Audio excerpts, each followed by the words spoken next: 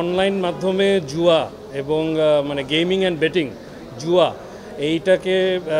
পরিচালনা এবং এটাকে স্প্রেড করার জন্য যে সেলিব্রিটি তারকাদের কে ব্যবহার করেছে যে স্প্রেড করা এইটাকে চ্যালেঞ্জ করে আমরা হাইকোর্টে একটা জনস্বার্থের রিট দায়ের করেছি। সেই জনস্বার্থের রিটে আজকে মাননীয় আদালত হাইকোর্ট ডিভিশনের জাস্টিস ফাতেমা নজিব এবং জাস্টিস মাহমুদুর রাজি সমন্বিত একটি হাইকোর্ট বেঞ্চ আজকে রুল এবং একটি অন্তর্বর্তী ডাইরেকশন অর্ডার দিয়েছে। রুল ইস্যু করেছে যে কেন সরকারের এই নিষ্ক্রিয়তা, যে এই যে সেলিব্রিটির মাধ্যমে যে প্রচার পাচ্ছে এবং এই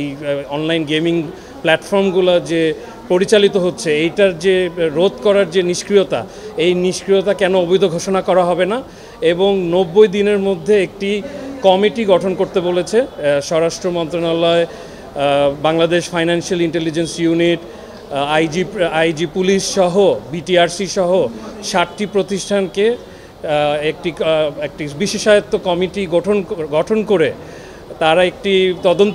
তদন্ত করে কারা কারা এটাতে ইনভলভ চিহ্নিত করে এটাকে কিভাবে নিষ্ক্রিয় করা যায় এফেক্টিভভাবে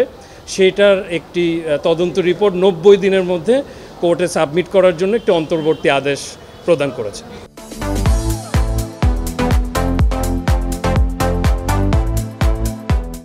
রিটটা আমি করেছি যে এই অনলাইন বেটিং বা গেমিং এটি একটি সংক্রামক ব্যাধির মতন হয়ে গেছে, যেটা একটি পুরা জাতিকে ধ্বংস করার জন্য যথেষ্ট। তারা এটাতে আমাদের যুব সমাজ, আমাদের তরুণ সমাজ সহ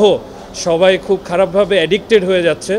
এবং এই অ্যাডিকশনটা বিভিন্ন রকমের ক্রাইমকেও আসলে প্ররোচিত করছে এবং এই যে টাকা, এটা একটা অনেক বড় একটা ইন্ডাস্ট্রিতে দাঁড়িয়েছে। 764 কোটি টাকা 2024 সালে এটার একটা ইনভলভমেন্ট ছিল, যেটা আপনার দেশের বাইরে মানি লন্ডারিং, দ্যাট ইজ আপনার পাচার হয়ে যাচ্ছে টাকা এবং বিভিন্ন রকমের ক্রাইমও এখানে